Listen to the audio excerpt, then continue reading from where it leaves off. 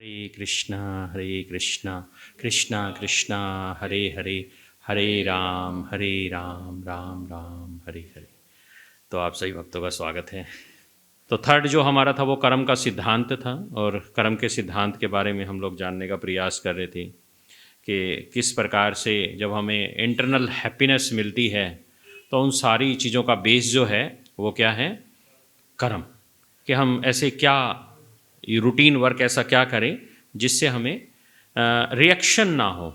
Reaction मतलब सुख दुख, सर्दी गर्मी, कष्ट पीड़ा, आनंद, ये सारे के सारी जितनी भी चीज़ें हैं, इसकी बजाय हमें केवल और केवल आनंद की अनुभूति हो और हमारा जो कनेक्शन है वो भगवान के साथ हो जाए।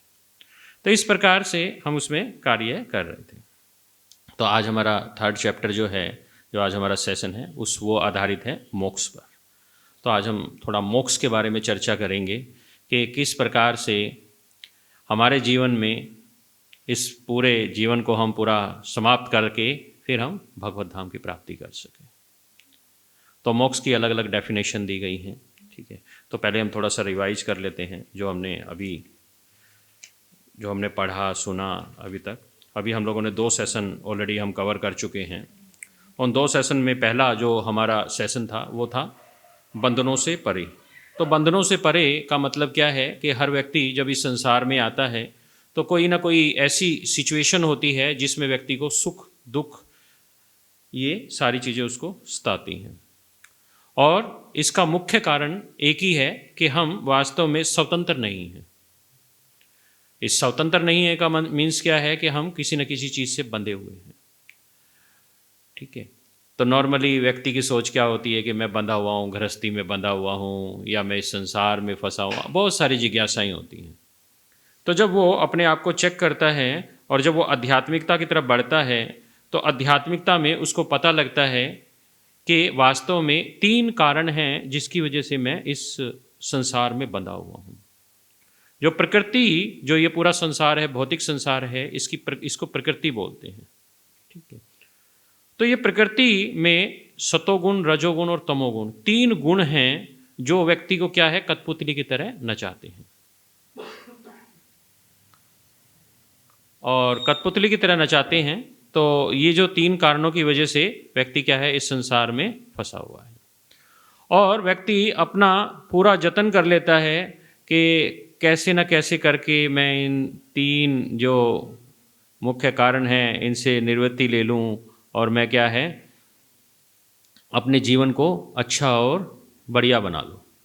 लेकिन इसका एकमात्र उपाय जो है वो आप सब ने जाना ही था कि भगवान की जो भक्ति है वही सर्वोत्तम है। उसी के माध्यम से हम क्या हैं, भगवान के ये जो 3 गुण हैं, इन 3 गुणों को पार करके बंधनों से परे हम क्या है, उस आध्यात्मिक आकाश में जा सकते हैं जहाँ पर केवल आनंद प्रेम की अनुभूति हमें होती है, ठीक है। तो इस बारे में हम लोगों ने बहुत सारी चर्चा की, ठीक है। और उसमें हमने जाना कि सतोगुण में क्या लक्षण होते हैं, रजोगुण के व्यक्ति के क्या लक्षण होते हैं, तमोगुण में जो व्यक्ति होता है उसका क्या लक्षण होते हैं। इस प्रकार से हमने बार बार उसको जानने का प्रयास किया और फिर हम लोगों ने लास्ट में उसका कंक्लूजन निकाला कि वास्तव में इस संसार में अगर हमें इन 3 गुणों को पार करना है तो हमें क्या करना पड़ेगा, सतोगुण की तरफ पहले उत्साहित होना पड़ेगा। जब सतोगुण में आएंगे तो फिर आगे उसके बाद हम शुद्ध सतो में आने का प्रयास कर सकते हैं। लेकिन जो रजोगुण है और तमोगुण है उनसे तो हमें कंप्लीट तौर से बाहर आना ही पड़ेगा। और उसके लिए फिर हम लोगों ने लास्ट में चर्चा किया था कि अगर हम भगवान के नाम का सहारा लेते हैं तो हम आध्यात्मिक आकाश में प्रवेश कर सकते हैं। अभी तो सिर्फ हमारी एंट्री है, अभी हम भक्ति की बात नहीं कर रहे थे, अभी हम प्रवेश की बात कर रहे थे कि अगर हम ऐसा करते हैं तो हम आध्यात्मिक आकाश में प्रवेश कर सकते हैं, ठीक है। उसके लिए हमने हरे कृष्ण महामंत्र को प्रायोरिटी दिया था और हरे कृष्ण महामंत्र का हमने एक माला जप भी किया था। और फिर उसके बाद हम लोगों ने जानने का प्रयास किया था कि वास्तविक आनंद क्या है, इंटरनल हैप्पीनेस। व्यक्ति अलग अलग रजोगुण, तमोगुण, सतोगुण की वजह से क्या है, बहुत परेशान रहता है या बहुत सात्विक हो जाता है, लेकिन फिर भी वो सारी चीज़ें करने के बाद भी उसको सेटिस्फेक्शन नहीं होता है, संतुष्टि नहीं होती है। तो संतुष्टि वास्तव में इन तीनों चीज़ों में संतुष्टि है ही नहीं। क्यों? क्योंकि जब तक हम इनसे बाहर नहीं निकलेंगे, जब तक हमें वास्तविक संतुष्टि प्राप्त नहीं होगी। तो इसमें भी हमने बहुत सारे टॉपिक्स पे हमने चर्चा किया था कि उसमें सबसे पहले तो हमें ये जानना जरूरी है कि हु एम आई, मैं कौन हूँ, मेरा भगवान के साथ क्या संबंध है, मैं इस संसार में क्यों आया हूँ। तो हम लोगों ने जाना था कि एक व्यक्ति को जब ये सबसे पहले जानना आवश्यक है कि ये शरीर नहीं आत्मा हूँ। तो उसके लिए हमने बहुत सारे प्रमाण भी आप लोगों को स्क्रीन पर दिखाए थे कि किस प्रकार से आत्मा का अलग अस्तित्व है और एक शरीर का अलग अस्तित्व है। तो उसमें हमने अलग अलग प्रमाण भी प्रस्तुत किए थे, प्रत्यक्ष प्रमाण, अनुमान, शब्द प्रमाण। इस प्रकार से हमने अलग अलग प्रमाणों के बारे में से हमने चर्चा किया था। और जैसे हमने एक ट्रेन का एग्जाम्पल दिया था कि जैसे ट्रेन है वो बहुत दूर है फिर नज़दीक है, तो हमारी एक लिमिटेशन है, हम अनुमान लगाते हैं कि हाँ ट्रेन इतनी दूर होगी। और भी इसके बहुत सारे एग्जाम्पल्स हैं। जैसे फॉर एग्जाम्पल एक ट्रेन है, अब ट्रेन बहुत दूर है, गांव वालों ने ट्रेन देखी नहीं थी, तो किसी ने कहा कि ट्रेन है, उन्होंने बोला अच्छा ट्रेन भी होती है, हमने तो कभी देखी नहीं। उन्होंने बोले नहीं नहीं होती है। तो वो दूर से देखते हैं, अच्छा ये ट्रेन है, तो पहला स्टेप ठीक है। दूसरा, फिर वो उस ट्रेन जब वो थोड़ी सी नज़दीक आती है उसमें लाइट नज़र आती है, अच्छा दूसरा लाइट भी होता है, अच्छा इसमें लाइट भी होती है, हाँ लाइट भी होती है, तो इसको अनुमान, अच्छा लाइट भी होती है, अच्छा ठीक है। अब उसके बाद क्या है, जब उन्होंने प्रत्यक्ष देख लिया उसको, ठीक है ना, प्रत्यक्ष देखने के बाद ट्रेन के अंदर ये फैसिलिटी होती है, वहाँ पर यात्री सफ़र करते हैं, सारा कुछ है। जब वो बिल्कुल नज़दीक आ जाती है तो उसको जब वो सामने देखता है, अच्छा ट्रेन ये होती है। तो इस प्रकार से हमने बहुत सारे एग्जाम्पल से हम लोगों ने उसमें चर्चा किया था। तो हम उसमें अभी आगे बढ़ते हैं। तो आज का जो हमारा विषय है वो है मोक्ष। तो मोक्ष, सबसे पहले तो मोक्ष को हम डिफाइन करना चाहें तो सबसे पहले हम एक थोड़ा सा कर्म के बारे में हम थोड़ा सा चर्चा करनी चाहिए। क्योंकि जब तक हमें ये पता ही नहीं लगेगा कि हमें करना क्या है, तो हम मोक्ष के बारे में बात कैसे करेंगे। तो कर्म का सिद्धांत ये बोलता है कि आप इस संसार में जब जन्म लेते हो और आपके ऊपर रजोगुण, तमोगुण और सतोगुण जब आप उसमें कार्य करते हो, तो जो कार्य करने की जो पद्धति होती है, उन सारे कर्मों, ये जो जितने भी रजोगुण, तमोगुण, सतोगुण, ये आपको बांधने वाले हैं। बांधने का मतलब है आदमी किस चीज़ से बंध रहा है, कोई रस्सी, अलग से रस्सी नहीं दी जाती है, उसको कर्मों के बंधन से बांधा जाता है। कर्मों का बंधन क्या है कि जैसे व्यक्ति इस संसार में आता है और इन 3 गुणों के अकॉर्डिंगली कर्म करता है और वो कर्म के अनुसार वो अपने नेक्स्ट बर्थ को जन्म देता है। आज हम इस संसार में जो भी कष्ट पा रहे हैं, जो भी कुछ हमारे साथ हो रहा है, उसका मुख्य केंद्र क्या है, हमारे पुराने जन्मों के पाप या पुण्य कर्म। मतलब हमारा कर्म का, वहाँ पर हमारा कर्म का सिद्धांत लागू होता है। क्योंकि हमारी ये जो फिलॉसफी है ये पुनर्जन्म पर आधारित होती है। ऐसा नहीं है कि वो ये हमारा जो जीवन है बुलबुले के समान है, जैसे समुद्र में बुलबुले होते हैं, वो फूटते हैं, बनते हैं और उसके बाद उसका अस्तित्व खत्म हो जाता है। नहीं, आत्मा का अस्तित्व कभी खत्म नहीं होता। भगवद गीता के दूसरे अध्याय में भगवान ने बिल्कुल अच्छे तरीके से बताया है कि आत्मा और शरीर का क्या संबंध है, किस प्रकार से जो आत्मा है अपने पुरातन जो शरीर है उसको त्याग के नए शरीर को धारण करती है। आत्मा अजर है, अमर है, उसको कोई काट नहीं सकता, मिटा नहीं सकता, सुखा नहीं सकता, जला नहीं सकता। तो आत्मा की स्थिति के बारे में भगवद गीता से हमें ये पता लगता है। अब रही मोक्ष की बात, तो मोक्ष एक्चुअली हमें क्या करना पड़ेगा कि जो ये हमें रिएक्शन हो रहे हैं कर्मों की वजह से। अब मान लो कोई व्यक्ति धीरूभाई अंबानी के घर में पैदा होता है, कोई आचार्य के घर पे पैदा होता है, कोई रोड पे पैदा होता है, कोई भिखारी के घर पे पैदा होता है। अलग अलग तरीके से लोग जो पैदा होते हैं उसका मुख्य केंद्र क्या है, कर्मों के अकॉर्डिंग। उसके कर्म इस प्रकार के होते हैं। उसके ये जो कर्म का जो सिद्धांत है ना, ये बहुत बारीक है, बहुत गोपनीय है। इसमें आप ये नहीं कह सकते कि भैया मैंने पिछले जन्म में कौन से कर्म किए थे, इसका मुझे अगले जन्म में ये पिछले जन्म का ही कुछ जो मुझे रेमुनेशन मिला है। नहीं, क्या पता करोड़ों जन्मों से हम अनादिकाल से हैं, जब से भगवान है जब से हम भी हैं, और इतने जन्म हो चुके हैं हमारे कि हमें खुद ही उसका हिसाब नहीं है कि हमने कितने सारे कर्म किए होंगे।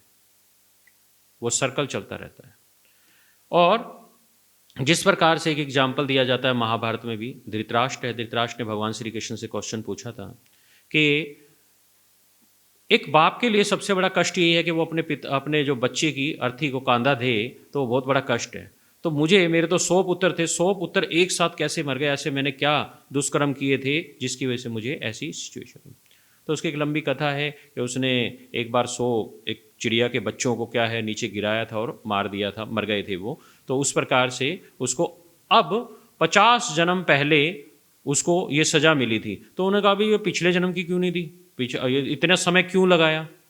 तो भगवान बताते हैं कि उसका मुख्य कारण यही था कि एक पुत्र प्राप्ति करने के लिए आपको इतने सारे यज्ञ और अन्य प्रकार के कार्य करने पड़ते हैं, सुकृति इकट्ठी करनी पड़ती है। तो सोचे कि 100 पुत्र इकट्ठा करने के लिए कितनी आपने मेहनत की होगी। तो अच्छा ठीक है। तो उन्होंने बोले लेकिन फिर मुझे आज ही इसी जन्म में क्यों मिला, 2 पुत्रों का बाद में देते, 2 का पहले दे देते, कम से कम थोड़ा कष्ट कम होता। भगवान बोले कि नहीं, आपको उस कर्म का गोपनीयता इतनी ज़्यादा है उसके अंदर कि जब वो अनुकूल परिस्थिति होगी, जब वो सिचुएशन पैदा होगी, तभी आपको उसका रिएक्शन होगा। अभी काफ़ी बार क्या होता है कि हम लोग बड़ी अच्छी लाइफ बिता रहे होते हैं, बहुत अच्छा, बहुत खूबसूरत, बड़ा अच्छा आनंद में चल रहे हैं, लेकिन एकदम अचानक कोविड आ गया। किसको पता था कोविड आ जाएगा और बहुत कुछ ले गया वो। बिल्कुल नॉर्मल लाइफ चल रही थी, लेकिन एकदम कोविड आने की वजह से सब कुछ अस्त व्यस्त हो गया। सबसे ज़्यादा जो फ़ोन्स कॉल, सरकार ने एक नियम बनाया था कि भाई जो कोई परेशान हो तो इस हॉटलाइन पे फ़ोन करें। तो वहाँ पे 4 लाख कॉल्स डेली के आते थे। वो भी किस चीज़ के, इसलिए नहीं कि हम डरे हुए हैं, बोले समझ में नहीं आ रहा है, कर्म का सिद्धांत इतना खतरनाक है तो हम जी क्यों रहे हैं, अभी मर जाएं। होप सारी जितनी भी आशाएं हैं सब पानी में चली गई। तो सोचिए कि कितना विचित्र जो है कर्म का सिद्धांत होता है। तो वास्तव में इस कर्मों के जो हम कर्म करते हैं, इन कर्मों से क्या है, हमें ऊपर उठना पड़ेगा। इन कर्मों से ऊपर उठने के लिए हमें, जब हम इन कर्मों से धीरे धीरे हम ऊपर उठते हैं, देखिए 4 प्रकार के ना पुरुषार्थ होते हैं। भागवतों में बताया गया है 4 प्रकार के पुरुषार्थ होते हैं, धर्म, अर्थ, काम और मोक्ष। ये 4 पुरुषार्थ पर ही ये पूरा का पूरा काम कर्म कर्मकांड पूरा का पूरा वेद उसी पे ही है आधारित। लेकिन भागवतों में एक पुरुषार्थ और बताया है। नारद जी बोल रहे हैं कि वो जो पुरुषार्थ है वो है भक्ति योग।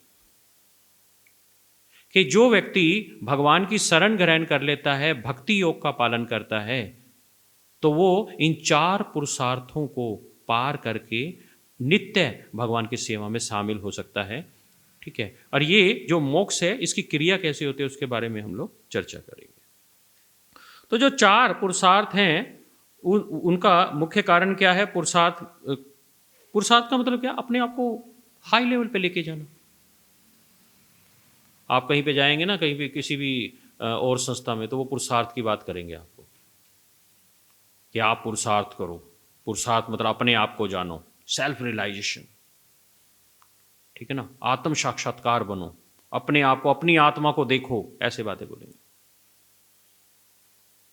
धर्म के बिना इस संसार में कुछ नहीं होता। भगवान बोल रहे हैं भगवद गीता में, क्या बोल रहे हैं, यदा यदा ही धर्मस्य ग्लानि भवति भारत अभ्युत्थानम अधर्मस्य तदात्मानं सृजाम्यहम् परित्राणाय साधूनां विनाशाय च दुष्कृताम्। कहने का मतलब क्या है कि धर्म के लिए भगवान तक आते हैं। धर्म का मतलब क्या है कि भगवान ने जब ये सृष्टि बनाई तो इसके बीच में क्या है, तालमेल बनाने की आवश्यकता है, संतुलन बनाने की आवश्यकता है। अगर इनके बीच में संतुलन नहीं होगा तो क्या है, भगवान की ये जो क्रिएशन है, ये जो भगवान ने ये संसार जो बनाया, भौतिक संसार, उसका लाभ नहीं होगा। और ये संसार बनाने की मुख्य वजह क्या है, उसका कारण यही है कि जो भी व्यक्ति स्वामी बनना चाहता है वो इस संसार में रहे, और जो एक बार इसका स्वाद लेके फिर वापस भगवत धाम जाना चाहता है तो मनुष्य शरीर प्राप्त करके उसको क्या है, भगवत धाम जाने की कृपा प्राप्त हो सकती है। तो भगवान ने यहाँ पर इस संसार में सारे ऑप्शन हमें प्रदान किए हैं। तो धर्म जो है वो बहुत महत्वपूर्ण है। चलिए एक बात पूछता हूँ मैं आपसे, एक मनुष्य में और जानवरों में क्या डिफरेंस है? एक मनुष्य और जानवर में क्या डिफरेंस है? क्या मानेंगे आप डिफरेंस? बताइए। मनुष्य और सिंपल चर्चा है, क्या डिफरेंस मानेंगे आप मनुष्य और जानवर में?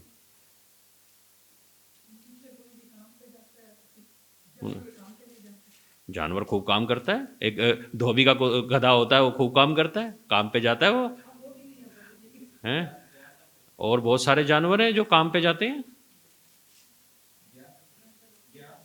ज्ञान, उसको ज्ञान नहीं है, उसको ज्ञान है। नहीं, नॉलेज तो उसको भी बहुत होती है। कुत्ता देखो, ये जो बड़े बड़े कुत्ते होते हैं कितने बिल्कुल दिमाग वाले कुत्ते होते हैं, वो बढ़िया वाले। और बहुत सारी चीज़ें होती हैं, जानवरों में बहुत दिमाग होता है। आत्मचिंतन नहीं कर पाते, अपने बारे में सोच नहीं पाते। सोचते तो हैं ही, डिफेंडिंग, अपना बचाव करते हैं। बुद्धि तो होती है उनमें। देखिए, सबसे पहले तो उनके बीच में ना धर्म नहीं होता है। धर्म नहीं होता है। अगर उसका धर्म क्या है, जैसे हम कोई भी कार्य करते हैं, हमारे बीच में धर्म होता है, तो हम धर्म से ही, देखिए, हम गीता, श्रीमद् भगवत गीता, भागवतम में से बात कर रहे हैं, तो जब हमने बताया ना 4 पुरुषार्थ होते हैं, तो उसमें धर्म प्रायोरिटी दिया। तो मनुष्य में क्या होता है, धर्म का पालन किया जाता है, जब तो भगवान आते हैं। जानवरों के लिए थोड़ी आते हैं भगवान, जानवरों का तो उपकार अपने आप ही हो जाता है, लेकिन भगवान क्या मनुष्यों के लिए आते हैं, ठीक है ना? किसके लिए? साधु संतों के लिए, उनको उपकार करने के लिए, उनको प्रेम प्रदान करने के लिए, ठीक है ना? तो उनके बीच में और हमारे बीच में धर्म का अंतर होता है। अगर मान लो अब आप हैं, आप क्या भगवान का चिंतन कर सकते हैं, जैसे प्रभु जी ने बताया, ठीक है? जिज्ञासा कर सकते हैं इस संसार से बाहर निकलने की, ठीक है? वो ये जिज्ञासा नहीं करता। ये नहीं कि वो हरे कृष्णा महामंत्र हम कर सकते हैं जी, वो नहीं कर सकता, नहीं, वो जिज्ञासा नहीं कर सकता उसके अंदर। क्यों? क्योंकि वो भोग योनि है।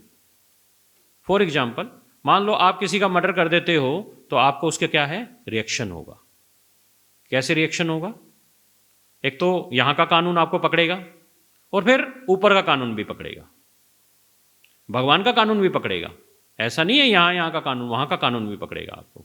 लेकिन अगर एक शेर किसी के ऊपर हमला कर दे, तो कौन सा कानून पकड़ेगा उसको? कौन सा धर्म पकड़ेगा? मतलब कानून का मतलब धर्म ही है। कौन सा कर्म पकड़ेगा? शेर ने अगर मान लो किसी के ऊपर हमला कर दिया, कुत्ते ने किसी को काट लिया, तो किसके पास जाओगे? कौन से कोर्ट में जाओगे? कहीं नहीं जा सकते। ना तो ऊपर के कोर्ट में उसको कुछ सजा मिलने वाली है, ना उसको नीचे के कोर्ट में सजा मिलने वाली है। तो शेर को भी ऐसा ही है, उसको ना ऊपर मिलेगी ना नीचे मिलेगी। क्यों? क्योंकि उसका कोई धर्म ही नहीं। उसका धर्म एक ही है कि मुझे इसको खाना है, ठीक है? क्यों? क्योंकि उसके लिए क्या है, वो व्यक्ति भोजन है, ठीक है? अर्थ, कुछ लोग अर्थ के लिए काम करते हैं, कुछ कमाना है, और अर्थ के चक्कर में व्यक्ति क्या करता है, काम के वशीभूत इच्छाएं उत्पन्न होती हैं कि मुझे ये चाहिए, मुझे ये चाहिए, ये चाहिए, ठीक है ना? और उसके बाद फिर क्या है, जब ये सारी इच्छाओं से ऊपर उठने के बाद फिर व्यक्ति को लगता है कि मैंने ये सारा कुछ अचीव कर लिया है, लेकिन फिर भी मुझे इससे संतुष्टि नहीं मिल रही है, तो फिर वो क्या है, मोक्ष की कामना करता है, ठीक है ना? फिर वो क्या है, मोक्ष की कामना करता है। वास्तव में भगवत गीता का 8.15 में बोल रहे हैं भगवान, मुझे प्राप्त करके महापुरुष जो भक्ति योगी है, कभी भी दुखों से पूर्ण इस अनित्य जगत में नहीं लौटते, क्योंकि उन्हें परम सिद्धि प्राप्त हो चुकी है। मतलब क्या है कि ये जो संसार है, दुखालय अशाश्वतम, इस संसार में केवल दुख ही दुख हैं, और इस संसार की तुलना दी गई है एक मल के ऊपर, कि सूखा मल और गीला मल। अल्टीमेट क्या है कि ये यहाँ पर किसी भी प्रकार का मल, क्या है, मल तो दुर्गंध ही आएगी उसमें से, ठीक है ना? तो ये दुखालय अशाश्वतम, ठीक है? और इसमें हम सुख की कोई कामना कर ही नहीं सकते हैं। किसी के लिए हो सकता है वो सुख हो, किसी के लिए हो सकता है वो दुख हो। फॉर एग्जाम्पल, मान लो एक बच्चा है, उसका एग्जाम होना है, तो एग्ज़ाम में उसको जो दुख है भाई, उसको सबसे ज़्यादा प्रॉब्लम्स किस में आ रही है, एग्ज़ाम होना है, तैयारी करनी है, लेकिन हमें नहीं होती। वो दुख किसका है? उस बच्चे का ही है। बाढ़ आ गई पंजाब में या जगन कहीं पर भी आ गई, ठीक है, तो उसका दुख उन लोगों को होगा, हमें होगा नहीं। हमें कहा ठीक है, हाँ बाढ़ आ गई थी बस, किसी ने किसी को मार दिया, एक्सीडेंट हो गए, अब पता लगा 50 ट्रक एक साथ भिड़ गई, उसमें से पता नहीं कितने लोग मारे गए, हमारे साथ कुछ नहीं हुआ। हम कहते ठीक है, हो गया, एक्सीडेंट तो होते ही रहते हैं। तो ये सारा का सारा जो सर्कल है, ये वास्तव में क्या है, प्रॉब्लम्स हैं। लेकिन ये जो प्रॉब्लम है, ये कौन सी प्रॉब्लम्स हैं? ये जो जनरल प्रॉब्लम है, लेकिन वास्तविक प्रॉब्लम क्या है? अब हमें ये समझना पड़ेगा कि एक्चुअली में क्या यही प्रॉब्लम्स हैं? ये प्रॉब्लम्स तो हम कहीं ना कहीं, इन प्रॉब्लम्स का तो सोल्यूशन हम ढूंढ सकते हैं। ठीक है भाई, अभी पता लगे भैया जाना है, मान लो जैसे 1 तारीख को जाना है, तो पहले ड्राइवर को बोला भैया आराम से चलाना, धुंध में, हम तो प्यार से जाने वाले हैं, हम ऐसे नहीं जाएंगे। अगर लगे कि सेफ नहीं है तो रोक के खड़े हो जाना भाई, कोई दिक्कत नहीं है, तो हम रोक सकते हैं। लेकिन जो वास्तविक रियल प्रॉब्लम है हमारे साथ, वो क्या है? तो हमने पिछले सेशन में भी थोड़ा सा हमने चर्चा किया था कि वास्तविक जो प्रॉब्लम है जिससे हमें लड़ना है, ठीक है ना। देखिए संसार में, रोहतक में इतने सारे लोग हैं, आप किसी से पूछो भाई साहब कुछ प्रॉब्लम है, कोई प्रॉब्लम नहीं, बिल्कुल खुश, संतुष्ट हैं। अरे संतुष्टि क्या है, ऐसे तो चलती रहती है। तो फिर वास्तविक प्रॉब्लम क्या है? देखिए वास्तविक प्रॉब्लम क्या है, हमें अपने आप से ऊपर उठाना। जब हम बात करते हैं ना रजोगुण, तमोगुण, सतोगुण, जब हम इतनी बड़े लेवल पे बात कर रहे हैं तो हमने अपना एक स्टैंडर्ड बना दिया है। जब देखिए एक और मैं आपको बताता हूँ, इस क्लास में जितने भी भक्त आए हैं वो कोई बाई चांस नहीं आए हैं, उनके ऊपर भगवान की कृपा है। क्यों? क्योंकि उनके दिमाग में भगवान ने डाला है अथार्तो ब्रह्म जिज्ञासा, कि जब तक हम भगवान की भक्ति को जानेंगे नहीं तब तक हम कुछ सीख ही नहीं पाएंगे, पता ही नहीं लगेगा वास्तव में हमारी प्रॉब्लम क्या है। तो रियल प्रॉब्लम को जानना बहुत जरूरी है। उसका उद्देश्य क्या है? उसका उद्देश्य यही है कि अगर हमें वो, पहले तो हमें नॉलेज होनी चाहिए कि क्या प्रॉब्लम है। जब हमें वो प्रॉब्लम पता लग जाती है तो उसके सॉल्यूशन पे आना चाहिए। तो सबसे बड़ी रियल जो प्रॉब्लम है हमारी, वो एक ही है, मेनली जन्म, मृत्यु, जरा और व्याधि। ये 4 जो हैं बेसिक प्रॉब्लम हैं। अगर व्यक्ति इस संसार में जन्म लेगा, जन्म कोई आसान चीज नहीं है। उस माता से पूछ के देखिए जो 9 महीने तक अपने गर्भ में उसको धारण करती है। फिर उस बच्चे से पूछ के देखिए कि जो 9 महीने उल्टा पेट में लटका हुआ होता है, जहां पर कुछ भी नहीं मिलता उसको। मैया जैसा खाएगी वैसा ही उसको रिएक्शन होता है। अगर उसने कुछ खट्टा खा लिया तो उसको रिएक्शन होगा। और वो क्या है, एक थैली के अंदर, बंद थैली के अंदर सारी चीज़ों का, हमारे जो शरीर के अंदर इतनी सारी चीज़ें होती हैं, उसके बीच में वो फंसा हुआ होता है। और दिन रात भगवान से एक ही प्रार्थना करता है कि हे ठाकुर जी, मैं गलती से इसमें आ गया हूँ। बोलता है ऐसे, गलती से आ गया हूँ। क्योंकि कॉन्शस माइंड, जो कॉन्शस माइंड होता है वो तो सब कुछ जानता है। वो कहता है कि मैं गलती से आ गया हूँ और मैं आपका भजन करूँगा, मुझे आप कृपया इस कष्ट से निजात दिला दीजिए। बहुत प्रार्थना करता है भगवान से। और इतना उसको कष्ट रहता है उस समय, बर्थ के समय। देखिए, क्योंकि सबसे बड़ा कष्ट यही है, उसको एक बात का पता है कि अगर मैं इस गर्भ के अंदर रहूंगा और गर्भ से जैसे ही बाहर निकलूंगा, वैसे ही क्या है, मेरे ऊपर बहुत सारी जिम्मेदारियां शुरू हो जाएंगी। पहली जिम्मेदारी क्या? रजोगुण, तमोगुण और सतोगुण मेरे ऊपर डालेंगे। मेरे को अपने कर्म, क्योंकि वो एक्चुअली में कॉन्शियस माइंड में है वो। आप कहेंगे प्रभु जी कॉन्शियस माइंड में मतलब? कॉन्शियस माइंड का मतलब यही है कि उसको नॉलेज है कि मेरे साथ क्या होगा। और जैसे ही वो इस गर्भ से बाहर निकलेगा, वैसे ही क्या है, उसके ऊपर सारे ग्रह अपना अपना बायोटा लेके आ जाएंगे। तो मेरा ऋणी है, तो मेरा ऋणी है, पितरों का ऋण है, इसका ऋण है, इसका ऋण है, इसका ऋण, सारे आ जाएंगे, अपना अपना दावा ठोकने सभी आ जाएंगे। तो ये जो बर्थ है ये वास्तव में बहुत ही कष्टपूर्ण है। हम लोग तो बड़ी खुशी मनाते हैं, अच्छा लड़का हो गया, लड़की हो गई, चलो बहुत बढ़िया, आगे आगे की वंश चलेगा, ऐसा होगा वैसा। लेकिन उसको कष्ट बहुत होता है, क्योंकि वो ये बात जानता है, कॉन्शियस माइंड में होता है उसके, कि मेरे साथ बहुत कुछ होने वाला है। सुखदेव गोस्वामी जिन्होंने भागवतम जो है परीक्षित महाराज को सुनाई थी, वो 12 साल तक गर्भ से बाहर ही नहीं आई। बोले मैं नहीं आता। क्यों? अब माया पकड़ लेगी, रजोगुण तमोगुण सतोगुण मेरे ऊपर प्रभाव डालेगा। व्यासदेव जी उनके पिता हैं, बोले नहीं नहीं कुछ नहीं होगा, मैं गारंटी देता हूं। बोला आपकी क्या गारंटी मानूं? भगवान को बोलो, वो मेरे को गारंटी दे तो मैं मानूं। भगवान ने जब गारंटी दी कि ठीक है तुम्हें मेरी माया कोई प्रभाव नहीं डालेगी, अब तुम क्या है, एक विशेष उद्देश्य के लिए तुम्हारा जन्म हुआ है, तो तुम गर्भ से बाहर आओ।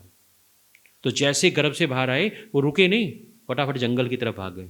मुझे नहीं रुकना, आत्म साक्षात्कार, क्योंकि वो तो चलो एक महान आत्मा थी। हम अगर नॉर्मल बात करते हैं तो वो जो कॉन्शियस माइंड में रहता है व्यक्ति, तो बर्थ जो है वो बहुत ज़्यादा कष्टपूर्वक, बहुत कष्ट मिलता है। उसके बाद जन्म, जन्म के बाद फिर क्या आता है? जन्म हो गया, ठीक है, धीरे धीरे रजोगुण तमोगुण सतोगुण का प्रभाव चलता रहता है। उसमें क्या मिलता है उसको? दुख, कष्ट, पीड़ा। शादी हो जाती है, फिर और टेंशन, ठीक है। एंडिंग में जाके उसको अपना लक्ष्य ही नहीं पता होता, वो भूल जाता है। भगवान से इतनी जो प्रार्थना की थी कि भगवान मैं आपका भजन करूंगा, वो माया का जब संग मिलता है तो वो अपनी सारी प्रार्थनाएं भूल जाता है, उसको कुछ याद नहीं रहता।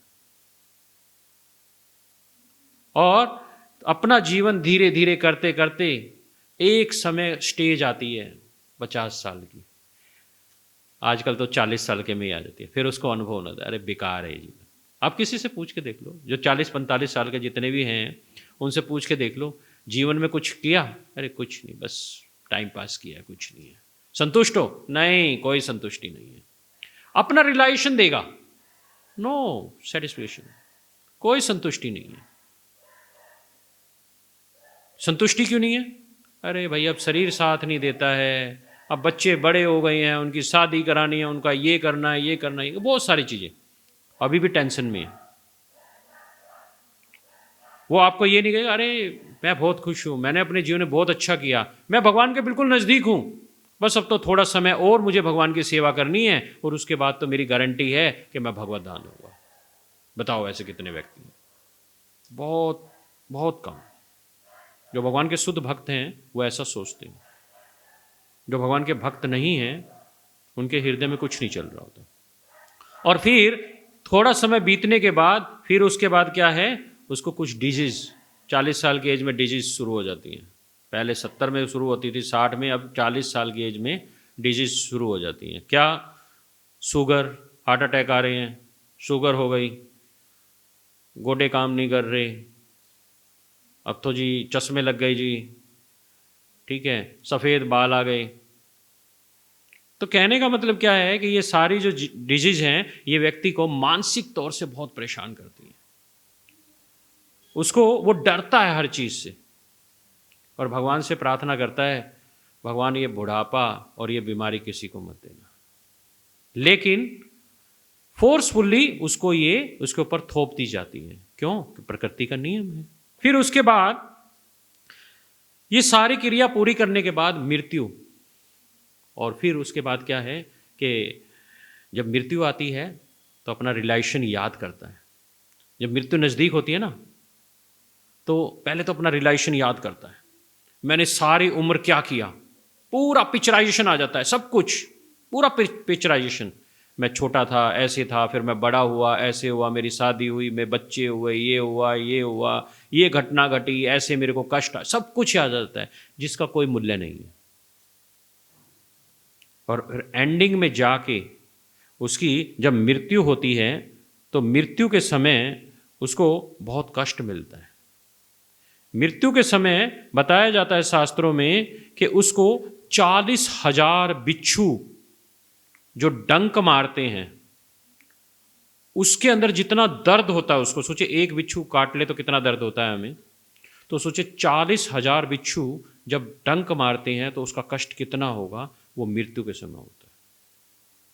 उस समय आपकी कॉन्शसनेस नहीं होती, आप बोल नहीं पाते, दब जाते हो, बस कुछ मत बोलो भैया, ठीक है, सरेंडर, आपको सरेंडर करना पड़ेगा। क्यों? क्योंकि जो यमराज के दूत हैं वो पासा जब डालते हैं और इस शरीर से आत्मा को अलग करते हैं तो तब ये कष्ट होता है, शास्त्रों में प्रमाणित तौर से बोला गया है। तो कितना कष्ट होता है, तो मृत्यु भी बहुत कष्ट वाली चीज है। मृत्यु इतनी कष्ट वाली चीज है कि व्यक्ति उसको जब याद करता है तो हिल जाता है। तो इसलिए क्या है कि ये वास्तविक में जो ये प्रॉब्लम है, हम उसकी तरफ अगर काम करते हैं, जन्म, मृत्यु, जरा और व्याधि, अगर हमें ये प्रॉब्लम्स ही ना रहे, अगर हमें ये प्रॉब्लम ही ना रहे, तो उसके लिए अगर हम काम करते हैं तो उसके लिए हमें सबसे पहले तो एक जिज्ञासा करनी पड़ेगी कि मुझे ये प्रॉब्लम ना हो। व्यक्ति को कोई प्रॉब्लम आती है तो सबसे पहले उसके सोल्यूशन की तरफ जाता है वो। तो सोल्यूशन क्या है कि मुझे ये प्रॉब्लम्स ना हो, उसके लिए वो कार्य करता है। तो सबसे पहले तो उसको अपने जीवन को इस तरीके से स्पेंड करना पड़ेगा कि अथार्थो ब्रह्म जिज्ञासा, कि मैं इन चारों प्रॉब्लम से बाहर आ जाऊं। चलिए, अब क्या होता है, ये चार जो प्रॉब्लम है, ये तो प्रॉब्लम है ही, अब इसके साथ ना 3 कूपन भी मिलते हैं फ्री। आजकल मिलता है ना, जैसे सर्दियों में डिस्काउंट शुरू हो जाएगा, 1 के साथ 2 फ्री, 3 फ्री, तो ये कहते हैं 4 लो 3 फ्री में भी लो। वो भी खतरनाक है, फायदा नहीं है।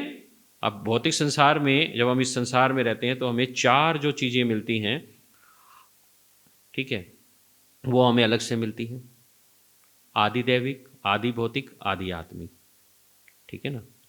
तो जिस प्रकार से देखिए, ये जो आदि भौतिक हैं, आदि भौतिक में क्या होता है कि जो हमें दूसरों के द्वारा कष्ट प्राप्त होते हैं,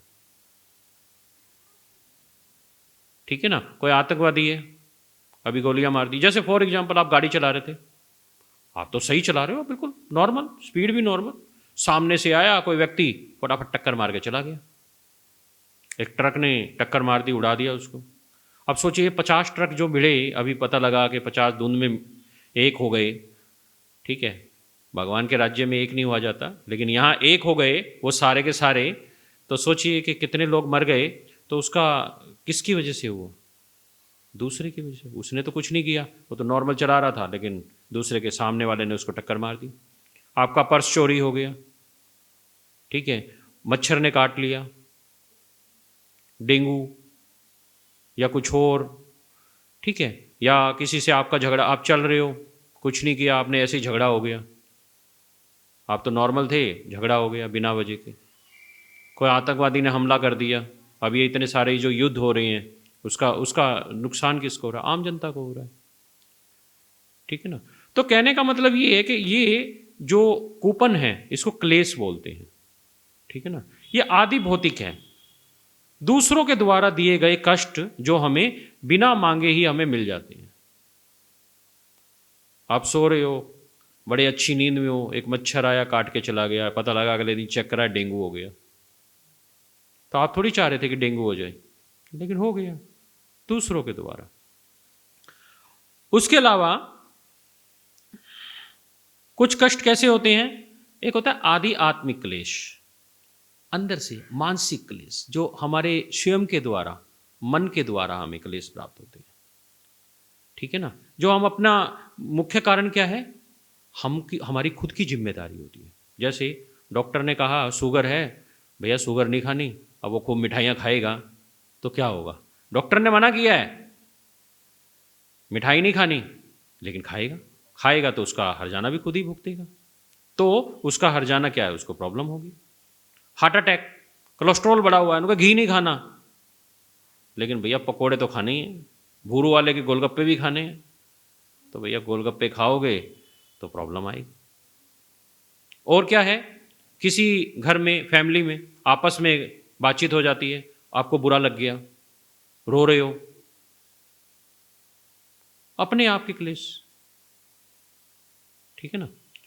मानसिक तौर से उसने तो बोल दिया, दोनों मिक्स हो गए ना उसमें, ठीक है, दूसरों के द्वारा भी और स्वयं के द्वारा भी। कई कुछ लोग ऐसे होते हैं, अच्छा मेरे को क्या लेना देना, बोलते रहने दो, वो फ्री रहता है। लेकिन कुछ क्या होता है, अपने हृदय पे ले लेते हैं, तो वो बेचारे परेशान रहते हैं, ठीक है ना।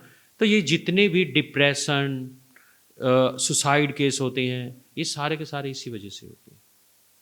मुख्य कारण यही होता है, हमने अपने मन में ही कुछ धारणा बना ली, ठीक है, फलाने ने मुझे ये बोल दिया, अपने मन में घर करके बैठ गई, ठीक है ना, तो उससे परेशानी होगी। हमें कैसा होना चाहिए, ब्रह्मभूत प्रसन्नात्मा, न सोचती न कांचती, सम सर्वेषु भूतेषु मद भक्ते लभते प्राण। सबको एक नज़र से देखना आ रहा है, अपने को कोई टेंशन नहीं रखनी, बिंदास रहो, खुश रहो, आनंद में रहो, मेरे लिए नहीं है ये कष्ट। तो इस प्रकार से व्यक्ति ऊपर उठता है। और एक और जो लास्ट बच जाता है, तीसरा कूपन जो है वो होता है आदि आत्मिक, मतलब जो प्रकृति के द्वारा दिए जाते हैं। ये तीन क्लेश हर व्यक्ति को मिलते हैं अलग अलग रूप में, ठीक है ना। तो ये जो क्लेश होते हैं, भूकंप आ गया, बाढ़ आ गई, सुनामी आ गई, अच्छी वाला एक जगह पर, अभी जैसे फॉर एग्जांपल अभी आजकल सभी लोग क्या कर रहे हैं, उनको कहते हैं वृंदावन में ना एक घर हो, वृंदावन में फटाफट इन्वेस्टमेंट करें और बाद में ना वृंदावन में रहना शुरू कर देंगे। पता लगा उसने ज़मीन ले ली 1 करोड़ रुपए की, पता लगा उसका तो कोई पाई बाप ही नहीं है, सरकार ने गिरा दी। क्यों? क्योंकि उसकी वो तसल्ली नहीं कर रहा, प्रकृति, ठीक है ना। तो कहने का मतलब यही है कि प्रकृति, या बहुत ज़्यादा गर्मी हो गई, अब जैसे बहुत सर्दी है,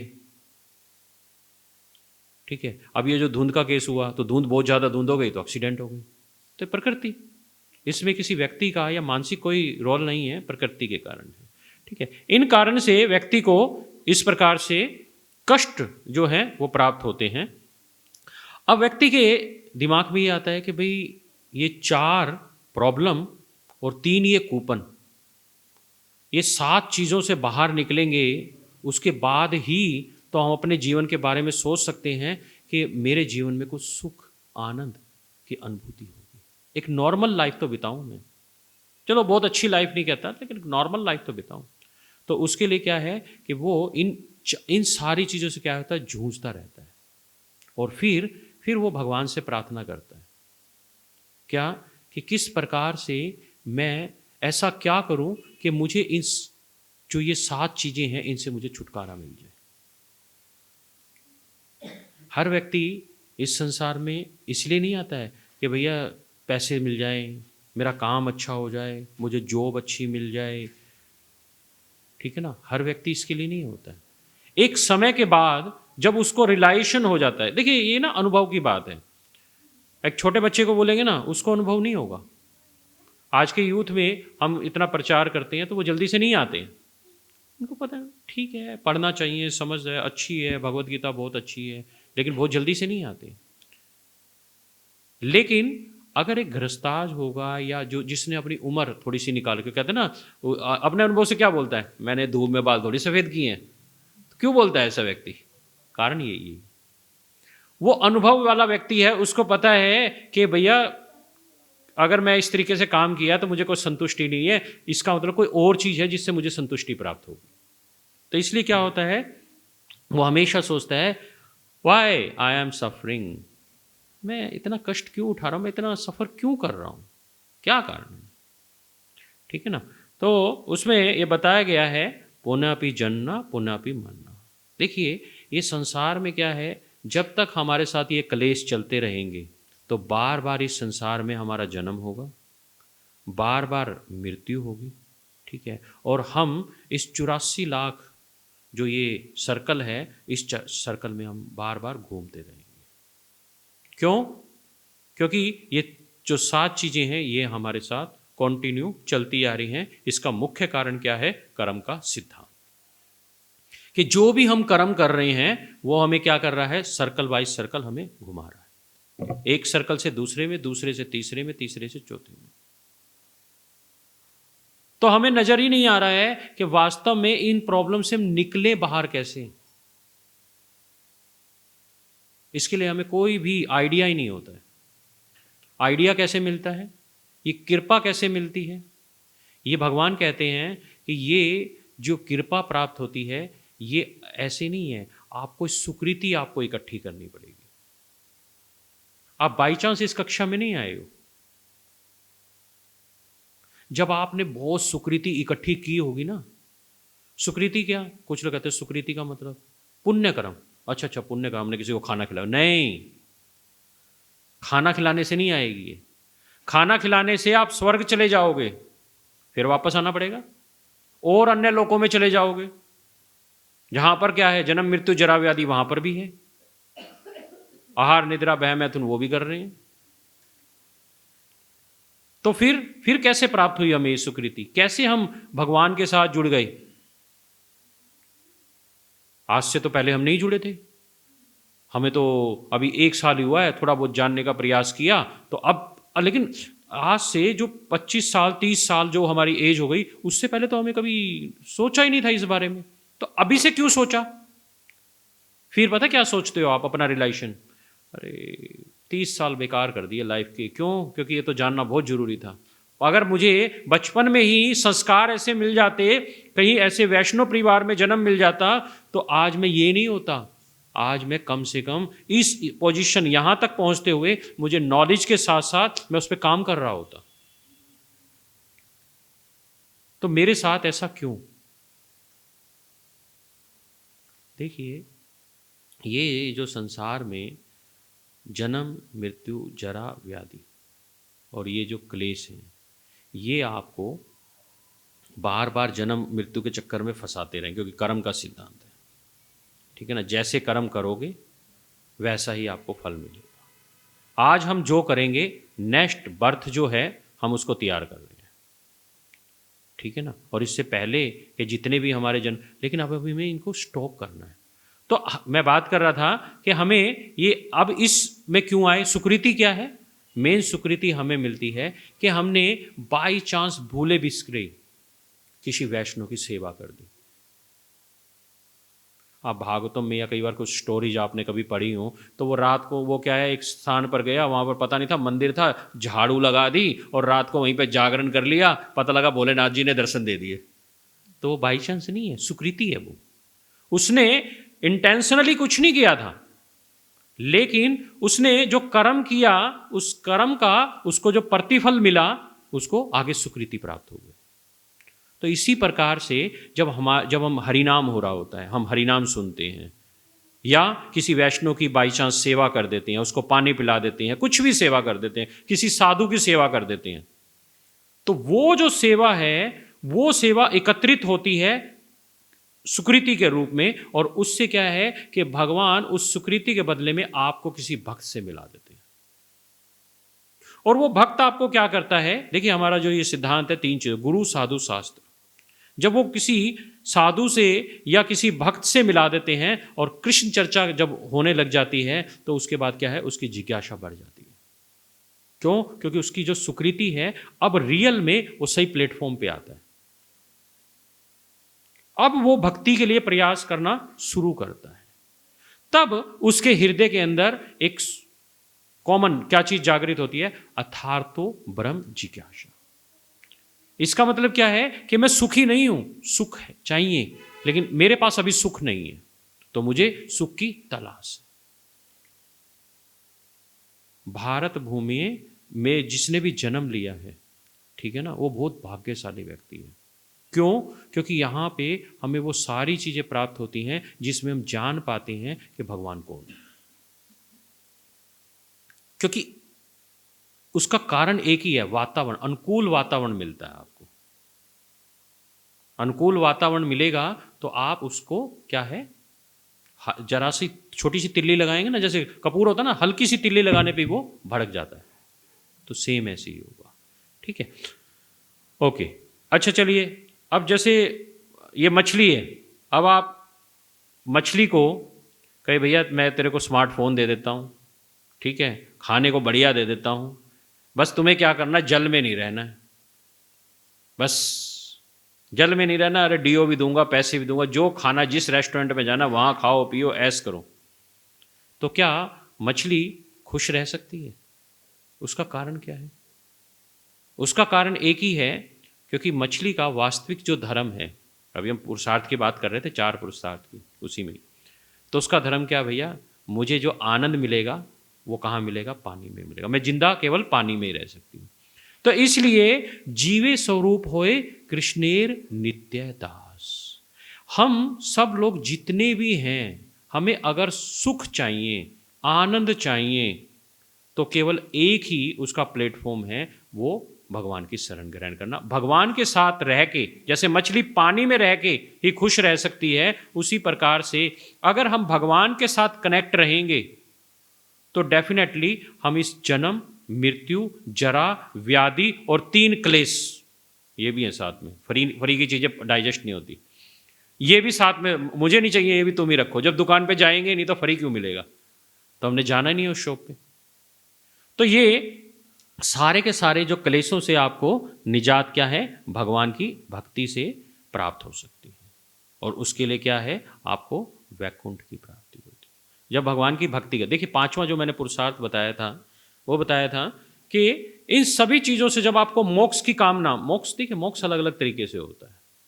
कुछ लोग मोक्ष सोचते हैं 5 प्रकार के, तो भगवान ने बताया कि 5 प्रकार का मोक्ष प्रदान करता हूँ, ठीक है ना, भगवान जैसा स्वरूप, भगवान में एक हो जाना, इस प्रकार से भगवान जैसा वैभव, ठीक है, भगवान जैसा दिखना, इस प्रकार से 5 प्रकार के भगवान ने मुक्ति बोली है, ठीक है ना।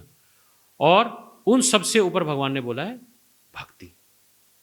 ये तो 2000 के नोट में मिक्स है, ये तो आपको वैसे ही मिल जाएंगे, ठीक है ना। और साथ में क्या है, देखिए अब हमें इन सारी चीज़ों को ना एक्सेप्ट करने के लिए, सारी चीज़ों को अपने जीवन में लाने के लिए हमें क्या करना पड़ेगा? ऐसे कर्म करने पड़ेंगे कि जिससे हम भगवान के नज़दीक जा सकें, ठीक है ना। अब देखिए अगर हम भगवान से हाथ कनेक्ट होंगे तो उसका हमें लाभ क्या होगा? उसका लाभ ये होगा कि अगर हम भगवान की उंगली पकड़ के चलेंगे, शास्त्रों का और नियमों का पालन करेंगे, अपने जीवन में ये इच्छा उत्पन्न करेंगे कि मुझे इस संसार से बाहर निकलना है, तो ये सारी चीज़ें अप्लाई होंगी। नहीं तो क्या होगा कि ये जो पिक्चर आप देख रहे हैं कि एक जो बच्चा है अपने पिता का हाथ पकड़ रहा है तो बिल्कुल सूट बूट में बढ़िया आनंद में है, और एक क्या है कि पिता का कहना नहीं मान रहा है, ठीक है, तो उसका हाल क्या है? वो रेलवे स्टेशन पे भीख मांग रहा है।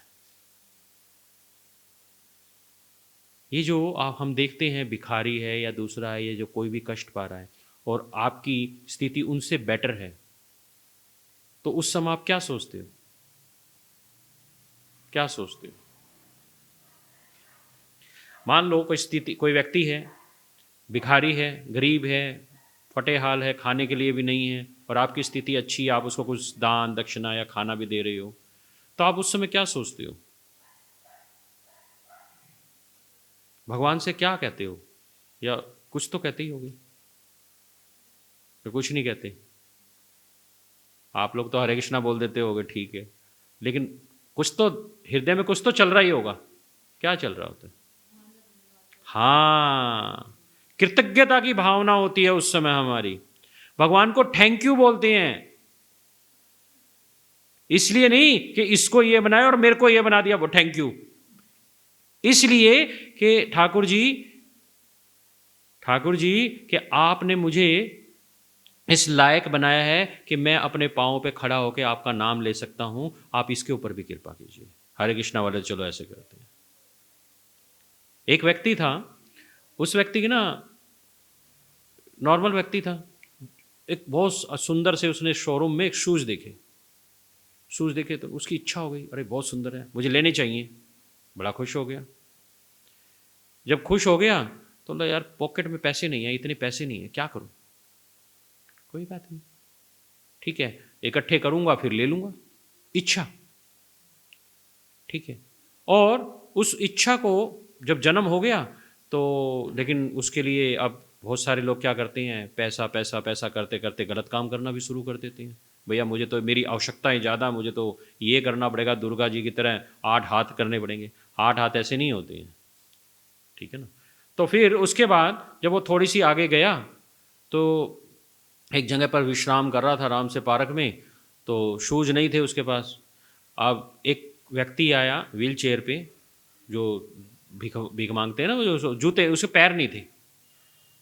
अब वो आया तो उसने देखा और उससे पैसे के लिए पूछा, कहा, उसने देखा अरे इसके तो पैर ही नहीं, ठीक है।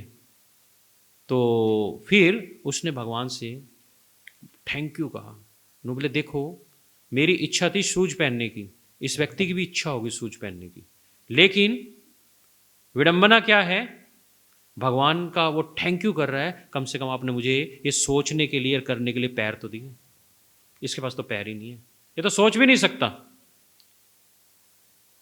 तो हमें भगवान को थैंक यू बोलना चाहिए। तो ये पिक्चर हमें दिखाती है कि जब हम भगवान के साथ अटैच होके, ठीक है ना, जब हम रहते हैं, भगवान के ने जो नियम बनाए हैं भगवत गीता में, Bhagavad Gita is a manual, इसीलिए बोला जाता है कि भगवत गीता के अनुसार अपने जीवन को बिताओ। नहीं तो क्या ज़रूरत है भगवत गीता अपनाने की, क्या आवश्यकता है, कोई आवश्यकता नहीं। इसलिए ताकि हमें भगवान के बारे में पता लगे कि भगवान के साथ मैं कैसे जुड़ सकता हूँ, भगवान को कैसे अपनी कृतज्ञता की भावना व्यक्त कर सकता हूँ। कर्म का सिद्धांत क्या होता है, पाप और पुण्य होता है। 3 तरह की चीजें होती हैं। पाप, ठीक है, पाप को बोलते हैं विकर्म। एक होता है कर्म, सकाम कर्म, ठीक है, एक विकर्म और एक अकर्म, ठीक है ना। सकाम कर्म में क्या होता है, उसमें क्या होता है कि हम कोई भी कार्य करते हैं कुछ फल की इच्छा से करते हैं कि हमें इसके बदले में ये मिल जाए, उसके बदले में हमें कुछ पुण्य प्राप्त होते हैं, स्वर्ग मिल जाता है या कुछ और, धन धान्य, सुंदर पत्नी या कुछ भी, ठीक है। और विकर्म का मतलब है पाप कर्म, सब कुछ पाप ही है।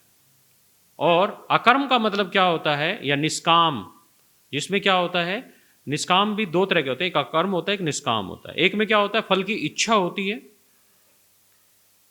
फल की इच्छा होती है, और एक में क्या होता है, कुछ भी नहीं होता, सिर्फ भगवान की सेवा होती है। हमें ये चेक करना पड़ेगा, something do for Krishna, something for Krishna, मतलब कहने का मतलब मुझे कृष्णा के लिए करना है या अपनी इंद्रिय तृप्ति के लिए करना है, भाई कुछ डिमांड है मेरी, या फिर कृष्ण की प्रसन्नता के लिए करना है। तो जो कृष्ण की प्रसन्नता के लिए किया जाता है उससे हमें लाभ मिलेगा कि हम अकर्म, हमें कोई भी उसका रिएक्शन नहीं होगा। देखिए रिएक्शन जब तक होगा ना, जब तक हम इस संसार में ऐसे ही फंसे रहेंगे, ठीक है ना। तो हमें क्या है, इन रिएक्शनों से बाहर निकलना है, ठीक है ना। और हमारा संबंध भगवान के साथ कैसा होना चाहिए, जिस भाव से हम भगवान को याद कर रहे हैं उसी प्रकार का होना चाहिए, चाहे पिता पुत्र का है, ठीक है, जो भी भगवान ने बहुत सारे रस प्रदान किए हैं उसके अनुसार हमें अपने जीवन को बिताना चाहिए, ठीक है। अच्छा, इसमें कुछ लोग क्या है जैसे ये हॉस्पिटल है, अब ये हॉस्पिटल देखो कितना सुंदर है, लेकिन रहने का स्थान थोड़ी है। ये संसार ऐसा ही है, बाहर से देखने में बहुत सुंदर लग रहा है, क्यों, क्योंकि हम अपनी मर्जी चला सकते हैं, यहाँ पे हम अपनी मर्जी चला लेते हैं कुछ भी, ठीक है ना। लेकिन दूसरी जगह क्या है, हम अपनी मर्जी नहीं चला सकते। तो कोई रहना चाहेगा इस हॉस्पिटल में, उन्होंने कहा बहुत अच्छा है, सारी लग्जरी चीज़ें हैं, एसी है, सब कुछ है, लेकिन कोई रहना नहीं चाहेगा। दुखालय अशाश्वतम, इसमें आपको जो भी लोग मिलेंगे डॉक्टर और नर्स को छोड़ के, वो वही मिलेंगे जो मरीज हैं, वो कभी भी इसमें रहने की कोशिश नहीं करेंगे, ठीक है ना। तो इससे हमें क्या फ़ायदा है, सबसे पहले तो हमें ये जिज्ञासा करनी पड़ेगी कि मुझे इस संसार से बाहर निकलना है, और उसको अपनाने के लिए आपको भगवत गीता का सहारा लेना पड़ेगा। क्योंकि भगवत गीता में भगवान बोल रहे हैं कि एक ही शास्त्र ऐसा है जो आपको जन्म मृत्यु जरा व्याधि के चक्कर से निकाल सकता है। कुछ नहीं करना है, एक ही चीज करनी है कि हमने अपने शेड्यूल को ठीक करना है। लाइफ को कैसे बदलना है? भगवत गीता बदलना है ना अपने आप को। नॉर्मली तो आप ठीक चल रहे हैं, लेकिन उनकी शिक्षाएं क्या हैं? भगवत गीता क्या टीचिंग देती है? अब कुछ लोगों को ये पता नहीं होता है कि भगवत गीता तो चलो भगवान ने अर्जुन को एक उपदेश दिया, युद्ध कर युद्ध कर युद्ध कर। नहीं, अर्जुन के 4 कारण थे युद्ध ना लड़ने के। अर्जुन एक साधु प्रवृत्ति का व्यक्ति था। भौतिक करुणा, पहला कारण था भौतिक करुणा। भौतिक करुणा क्या कि ये सब मेरे सगे संबंधी हैं, मेरे मित्र हैं, जानने वाले हैं, इनको मारने से मुझे क्या लाभ होगा। दूसरा, पाप का भय, अगर मैं इनको मारूंगा तो मुझे पाप लगेगा। तीसरा, कि अगर मैंने इनको मार दिया, पाप का भय मतलब मुझे कुछ सुख की हानि, मुझे कुछ क्या होगा जब मेरे जिनके ऊपर मुझे राज्य करना कोई होगा ही नहीं, मुझे सुख कहाँ मिलेगा? सुख तो अपने परिवार वालों के साथ मिलता है। और चौथा, नो बोले कि अगर ये सभी लोग मर जाएंगे, ठीक है, बड़े बुजुर्ग भी नहीं रहेंगे, तो मेरा कुल जो है वो नष्ट हो जाएगा। क्योंकि कुरुवंश के थे ना सभी, कौरव और पांडव सब कुरु के, एक ही था कुरुवंश। तो कुरुवंश के जो मेन जो हेड हैं वो सब चले जाएंगे, और यहाँ की जो स्त्रियां हैं वो दूषित हो जाएंगी। तो ये 4 कारण की वजह से अर्जुन युद्ध नहीं लड़ना चाह रहा था। तो भगवान ने उसको सेटिस्फाइड किया, बताया कि युद्ध तुम्हें इसलिए लड़ना है, उसके बहुत सारे रेफरेंस दिए। और सोचिए कि ये इतनी इमरजेंसी सिचुएशन थी, इस इमरजेंसी सिचुएशन में भी भगवान ने सोचिए कि पूरा का पूरा भगवत गीता का उपदेश दिया। ऐसा क्यों? उसका मुख्य है, केंद्र बिंदु एक ही है कि हमें इस संसार से बाहर निकलना है, तो हमें क्या करना पड़ेगा? मोक्ष की कामना करनी पड़ेगी। मोक्ष का मतलब क्या है? इन दुखों से, सुख या दुख, इन दुखों से बाहर निकलना, उसको बोलते हैं मोक्ष। तो आज का हमारा टॉपिक, ये तो अभी भूमिका थी, बात कर रहे थे हम सभी। मुख्य उद्देश्य क्या है कि हमें इस जन्म मृत्यु जरा व्याधि के चक्कर से बाहर निकलना है, एक ऐसे आध्यात्मिक आकाश में रहना है जहां पर ये सारी चीजें हमें परेशान ना करें। नहीं तो क्या होगा, मान लो आज कोई किसी का हस्बैंड है, कोई किसी की वाइफ है, अगले जन्म में नया सेटअप फिर मिलने वाला है, अगले जन्म में अलग ही मिलेगा।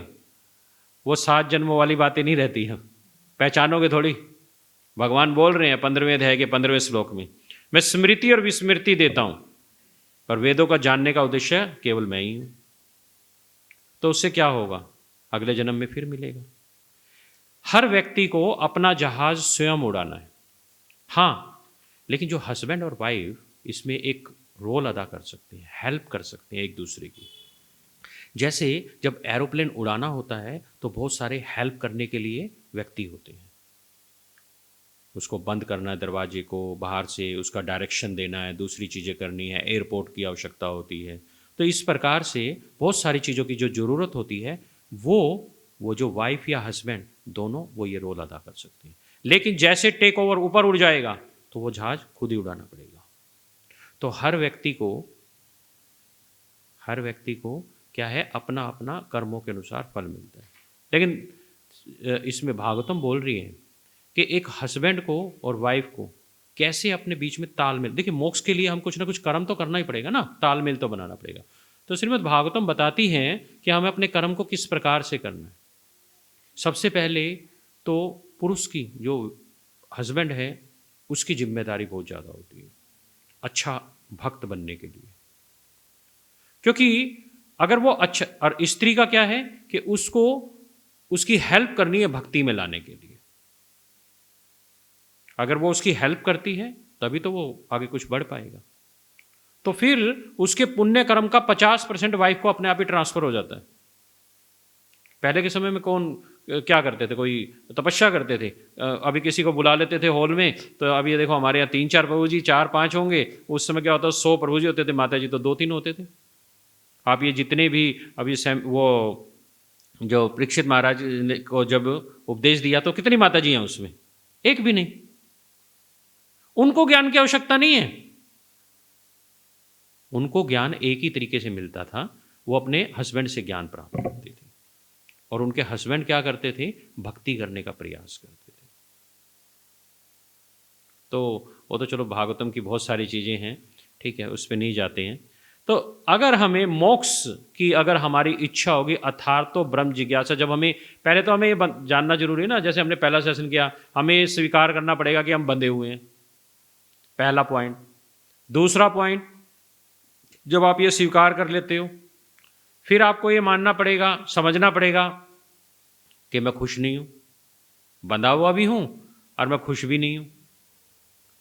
मेरे को इंटरनल हैप्पीनेस मेरे अंदर नहीं है, मुझे संतुष्टि नहीं है। और फिर तीसरा कि ये सारी चीजें मुझे क्यों इफेक्ट कर रही हैं, कर्म का सिद्धांत, जो भी एक सेशन रह गया है जो हमारे प्रभु जी लेंगे नेक्स्ट सेशन में। और फिर उसके बाद जब मैं कर्म के सिद्धांत को अच्छे तरीके से समझ पाऊं कि कर्म कौन सा करूं, कैसे कर्म करूं, किस प्रकार से अपने आप को ऊपर उठाऊं, तो फिर क्या है, वो आध्यात्मिक जगत की कामना करता है, उसको बोलते हैं मोक्ष। उसका मतलब क्या है, जन्म मृत्यु जरा व्याधि के चक्कर से वो छूट जाता है और भगवान का प्रेम प्राप्त करता है। उसके लिए उसको क्या करना पड़ेगा, उसको भक्ति करनी पड़ेगी। पांचवा जो पुरुषार्थ की बात कर रहे थे ना, ठीक है ना, आत्म साक्षात्कार। तो जो पांचवा जो आत्म साक्षात्कार में जो पुरुषार्थ है, जो सारे वेदों का सार है, श्रीमद् भागवतम, वो क्या है, भगवान की भक्ति। क्योंकि भक्ति के माध्यम से आप क्या होगा, आप हमेशा खुश रहेंगे और उस आध्यात्मिक आकाश में आपको ये सारी चीज़ें क्या हैं, परेशान नहीं करेंगी, ठीक है ना। तो उसके लिए क्या बताया भगवान ने, योग करने की। मैं आपको एक स्लाइड और दिखाता हूँ। पर्पज ऑफ लाइफ, ठीक है। क्या हमारा पर्पज यही है, आहार निद्रा भय मैथुन? हमारा पर्पज क्या है इस संसार में? ये तो हम कर ही रहे हैं ना, खाना भी खा रहे हैं, ठीक है, सोना भी है, भय मतलब बचाव भी करना है, ठीक है, और संतान उत्पन्न करना अगर गृहस्थ है तो ये 4 काम जो हैं, क्या यही हम इस संसार में इसीलिए आए हैं? एक तो हमने प्रॉब्लम्स की बात की थी अभी एक, कि भाई ये 4 प्रॉब्लम्स हैं और 3 ये क्लेश हैं, इनसे बाहर निकलना है। अब प्रॉब्लम के साथ साथ हमें दिक्कत कहाँ आ रही है, भाई क्या हम अपने आप को ऊपर उठा रहे हैं? तो ये काम आहार निद्रा भय मैथुन, ठीक है, ये तो पशुएं समान है, ये तो पशु भी करता है और हमसे अच्छा करता है। कैसे करता है ये देखो। अब खाने में हम तो थोड़ा सा खाते हैं, हाथी की खुराक देखो, 5 मन खाता है, हम उसका मुकाबला कहाँ कर सकते हैं?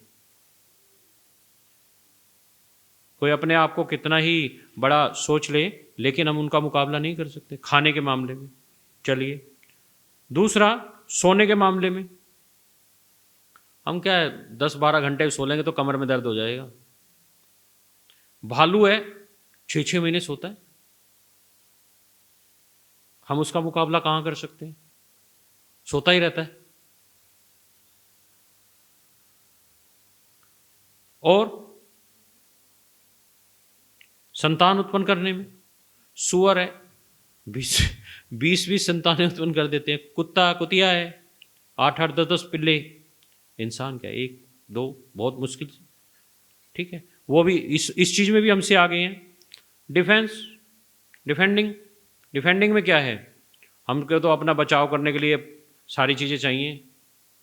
अभी ठंड लग रही है तो हमें चद्दर भी, ये भी, वो भी, कैप भी, बहुत सारी चीज़ें चाहिए ठंड से बचाव करने के लिए। लेकिन ये जो जानवर हैं इनको कौन कैप पहना के घुमाता है? बचाव करना है तो हमें तो ये पिस्टल रिवॉल्वर सब कुछ चाहिए, और चाहिए बहुत कुछ हथियार चाहिए। अब शेर के पास कौन सा हथियार होता है? उसका पंजा ही हथियार है, वो तो अपनी रक्षा अपने हाथों से ही कर लेता है, फुल्ली बचाव करता है। ठीक है ना। तो क्या हम इस जीवन में, अच्छा हम क्या हैं, हम दो हाथ दो पैरों वाले हैं, हम भी जानवरों की तरह अगर जीवन बिताएंगे, अगर हमारे जीवन में धर्म नहीं होगा तो हम क्या हैं, दो हाथ पैर वाले हैं, दो हाथ हैं दो पैर हैं, हम भी जानवरों की तरह कार्य कर रहे हैं। क्योंकि अगर जानवर भी वही कर रहा है और हम भी वही कर रहे हैं और हमारे को ये इच्छा ही नहीं है अर्थात तो ब्रह्म जिज्ञासा इस संसार से कैसे बाहर निकला जाए, तो हमारा जीवन भी वैसे ही है। मोक्ष की तरफ कहाँ बढ़ रहे हैं हम लोग? हमें पता लग गई है प्रॉब्लम्स है, ये दिखते तीन क्लेश भी आते हैं, उसी में जी रहे हैं, तो पशु की तरह है। पशु भी क्या कर रहा है, उनका रिएक्शन क्या है, वही आहार निद्रा मैं मैथुन वही कर रहे हैं, वो भी वही कर रहे हैं, हम भी वही कर रहे हैं, ठीक है ना। तो हमें इन सारी चीज़ों से क्या करना पड़ेगा, ऊपर उठना पड़ेगा, ठीक है ना। और हमें क्या करना पड़ेगा, मोक्ष के लिए, इस संसार से, मोक्ष मतलब इस संसार से निकलने के लिए प्रयास करना पड़ेगा, ठीक है ना। तो इस संसार से प्रयास करने के लिए देखिए, ये जो चित्र देख रहे हैं, ये वृतासुर है। ये वृतासुर भगवान का शुद्ध भक्त है, ठीक है राक्षस योनि में, लेकिन एक स्टोरी है इसके ऊपर पर्टिकुलर। तो ये भगवान का शुद्ध भक्त है, तो एंडिंग में जाके इसी सिर्फ एक ही प्रार्थना करता है कि मुझे अपने जीवन से कोई मोह नहीं है, मैं केवल आपकी भक्ति करना चाहता हूँ, ठीक है ना। ये राजा चित्रकेतु थे पहले, इससे पहले के जन्म में, तो किसी श्राप के वंश वो पार्वती जी ने श्राप दिया था, तो वो एक अलग स्टोरी है, उसमें नहीं जाएंगे हम, ठीक है। तो कहने का मतलब यही है कि जब तक हमें ये जिज्ञासा नहीं होगी कि मुझे वास्तव में बैक टू गॉड है, अपने वास्तविक रियल होम जाना है। अच्छा चलिए आप देखिए, आप पिकनिक बनाने जाते हो, ठीक है, कहीं पे भी जाते हो, कितने दिन तक जाते होगे, एक दिन, दो दिन, एक हफ्ता, उसके बाद क्या है, घर। क्यों घर, क्यों? क्योंकि शांति घर पे ही मिलेगी काम वाली नहीं। शांति का मीन्स ये है कि मुझे संतुष्टि वहीं पर मिलेगी, संतुष्टि घर पर ही आकर मिलती है। बाजार में कितना ही खाना खा लो, लेकिन घर की रोटी ही अच्छी लगेगी, ठीक है ना। तो कहने का मतलब क्या है कि जब तक हम ये जिज्ञासा नहीं करेंगे इस संसार से निकलने के लिए, तब तक हमें मोक्ष की प्राप्ति नहीं होगी। और मोक्ष की उसकी उम्र क्या होती है, बताते हैं कि 5 साल की आयु में जो ध्रुव महाराज हैं, वो 5 साल की आयु में ही भगवान को पाने के लिए जंगलों में निकल गए थे। अपने पिता से ज़्यादा राज्य चाहिए था ब्रह्मा जी से, ठीक है, तो वो 6 महीने में उन्होंने भगवान को प्राप्त कर लिया था। इच्छा होनी चाहिए, जब तक आपकी इच्छा नहीं होगी इस संसार में ऐसे ही चक्कर लगाते रहेंगे। तो आपने चेक करना पड़ेगा कि आपको मोक्ष चाहिए, इस संसार से बाहर निकलना है या नहीं निकलना है। और मोक्ष क्या है, भगवान कैसे दे देते हैं। अब भगवत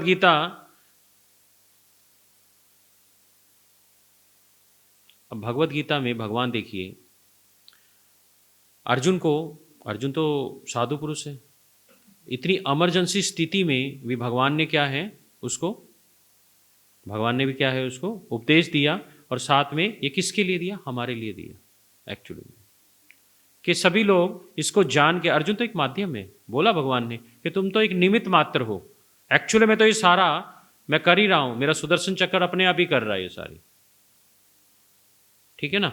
और इनको देखिए, ये जो केवट है, सोचिए भगवान को उन्होंने एक नौका से बस गंगा जी पार करवाई थी, और उनका देख लीजिए उद्धार कर दिया भगवान ने।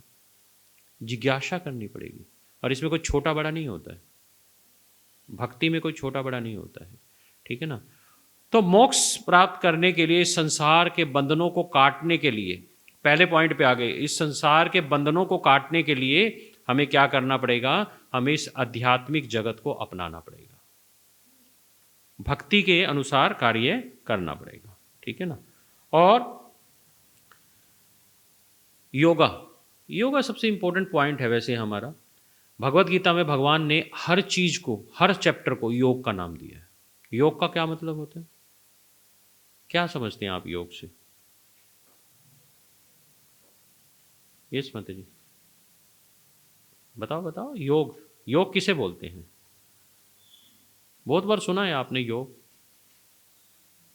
योगा करना, ये जो सिखाते हैं योगा करना, मेडिटेशन, डिसिप्लिन। और देखिए, योगा का मतलब होता है जोड़ना।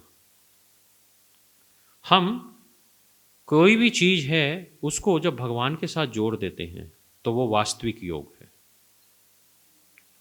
ठीक है ना। तो योगा ये नहीं है कि अच्छा जैसे कर्म कांड है, कर्म कांड क्या होता है? कर्म कांड क्या होता है? मंदिर जाना, जप करना, हवन करना, ठीक है, पूजा पाठ। इसका लक्ष्य क्या होता है?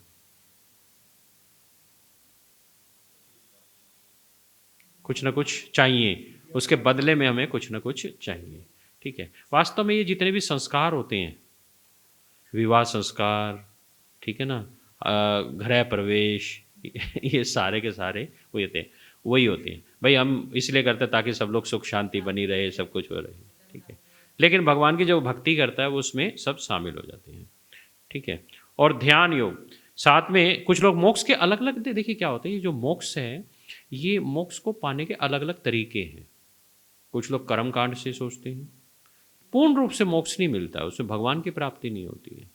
कुछ ध्यान से करते हैं, भगवान को अपने हृदय में ही देखते हैं, ठीक है। लेकिन कलयुग में तो ये विधि अव्यवहारिक है। अर्जुन खुद बोल रहा है कि भैया मैं तो नहीं कर सकता।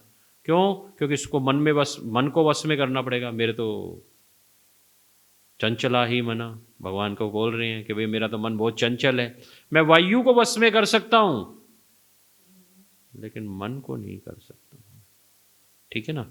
तो ध्यान योग के बारे में थोड़ा बताया भगवान ने। लेकिन ये सारी चीज़ें करने के बाद भगवान भगवत गीता के 6.47 में बता रहे हैं, योगी नाम अभी सर्वेशम मत गतंत अंतरात्मना श्रद्धावान यो भजते माम से में मक्ता तमो मत। मतलब मेरा मत है कि जो भक्ति योग है वही सर्वोत्तम योग है। आप कितने भी योग कर लीजिए, ठीक है, लेकिन जो भक्ति योग है वही सर्वोत्तम है, उसी से ही आपको लाभ प्राप्त होगा। उसका लाभ क्या मिलेगा आपको? Peace of mind.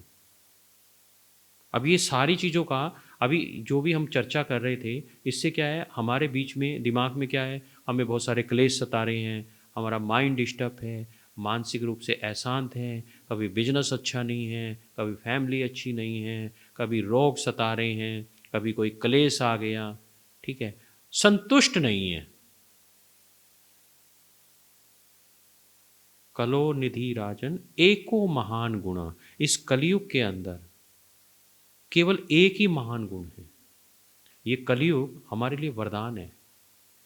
ये सबसे, वैसे तो कलह का युग है, इसमें क्या है, कलह ही होगा, उम्र भी बहुत कम होगी, झगड़ालू होंगे लोग। लेकिन इसके अंदर एक गुण है, वो क्या है? कलो निधि राजन एक है महान गुण, कि भगवान का कीर्तन करने से, भगवान को याद करने से ये सारे के सारे जो विकार हैं ये समाप्त हो जाते हैं। तो हमें क्या करना चाहिए? इस हरि नाम को, जो हम मेडिटेशन करते हैं हरि नाम की, हरे कृष्ण महामंत्र की, इसको अपने जीवन में अपनाना चाहिए। और साथ में इसको अपनाने के लिए इसको हमें क्या करना पड़ेगा?